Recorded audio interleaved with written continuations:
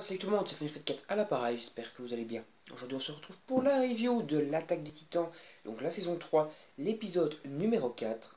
Et donc dans cet épisode, on continue sur la même lignée des révélations et des préparations pour l'arc Révolte. Donc voilà, donc toujours un épisode sans réel fight contre les Titans. On a pas mal de révélations sur les murs de la ville, comment ils ont été construits, etc. On commence à avoir un peu à creuser donc les explications sur les murs de la ville. On revoit des personnages qu'on a vus dans le passé et on reparle un petit peu d'anciens persos qui ont été des ennemis voire des adversaires mais qui au final ne s'avèrent pas être si méchants que ça d'après les nouvelles informations. Par exemple ici en l'occurrence sur Annie.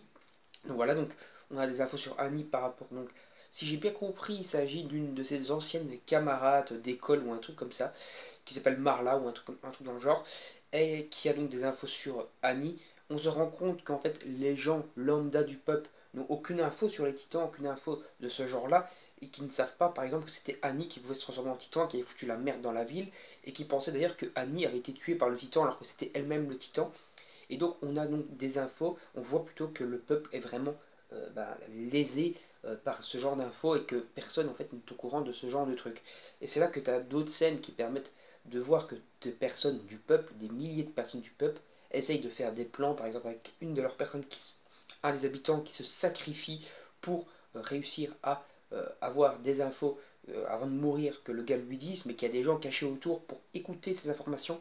Et donc c'est comme ça que de plus en plus de personnes dans le peuple, tout simplement dans le peuple lambda de la ville, commencent à avoir des infos pour pouvoir se rebeller contre le gouvernement. Gouvernement qui est toujours fidèle à lui-même, c'est-à-dire que si tu commences à avoir des révélations sur les magouilles qui sont organisées par le gouvernement ou sur l'histoire, comment ils ont été mis en place le gouvernement, etc., et ben ils t'exécutent immédiatement. Et donc voilà, ça commence à devenir assez chaud à ce niveau-là, et surtout que de plus en plus de personnes commencent à percer le secret du gouvernement, et donc une guerre semble se préparer. Surtout que le gouvernement se prépare à cette guerre, puisqu'elle est occupée à former, à équiper leurs soldats d'équipements tridimensionnels, mais de tri-humains, on va dire, c'est-à-dire des équipements qui peuvent combattre les humains. C'est déjà le cas depuis plusieurs épisodes, et maintenant c'est vraiment encore plus mis en avant. On apprend également un petit peu plus sur le background de Kenny, donc Kenny qui est toujours assez badass, mais on en apprend qu'il fait partie en fait de la famille de Mikasa. Donc c'est quelqu'un de la famille de Mikasa. Bon, Mikasa ne semble pas le connaître, donc il doit certainement s'agir d'un cousin éloigné, voire d'un cousin très éloigné. En fait, peut-être que Mikasa l'a déjà connu étant très très jeune, mais qu'elle ait oublié Kenny, parce que tout simplement elle a connu quand elle était très jeune. D'où le fait que je pense qu'il s'agit tout simplement d'un cousin éloigné de Mikasa. Donc voilà, donc c'était un épisode, on va dire, full préparation, on va dire un peu transition. On a eu pas mal de révélations, et maintenant on commence vraiment à partir dans la transition vers cet affrontement contre le gouvernement et cette espèce de coup d'état, donc pour essayer de renverser le gouvernement, on commence vraiment à partir dans cet arc-là.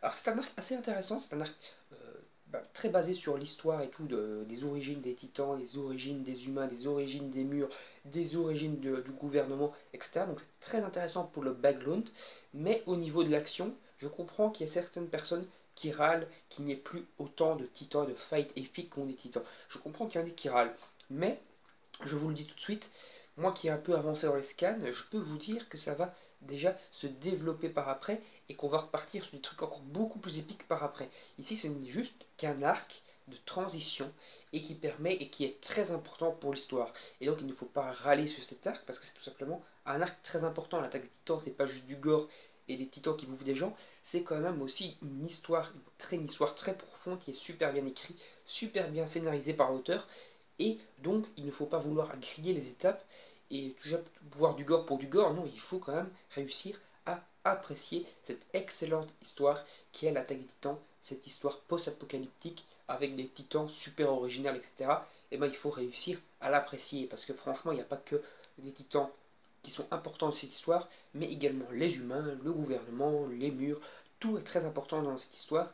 Et lorsqu'on a toutes les infos de toutes les histoires et tout, c'est là que tout le monde de l'attaque des titans prend son sens. Et donc il faut apprécier chaque élément de la série pour pouvoir apprécier l'œuvre globale dans sa globalité. Même si l'œuvre n'est pas encore finie, mais bon, on approche de la fin au niveau manga papier au Japon. Et donc, quand tout sera fini, que tout sera pris en compte, là on pourra apprécier ce chef-d'œuvre dans sa globalité, un peu comme un tableau, une toile. Si tu regardes juste un petit bout de la toile, tu n'apprécies pas la toile, mais si tu regardes la totalité de la toile, tu apprécies énormément cette toile. Et ici, c'est le même principe. Donc voilà, donc je vous dis d'arrêter un peu de râler à ce niveau-là. C'est quand même une très bonne histoire et il faut apprécier donc ces développements de personnages. Donc au niveau de l'animation, toujours dans du très top, hein.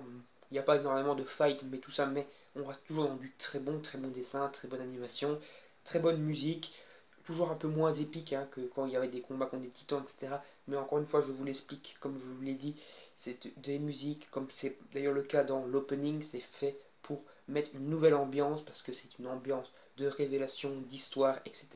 Et pas une révélation de grosses fights super épiques. Donc il est logique qu'il y ait deux types de musique à ces moments-là.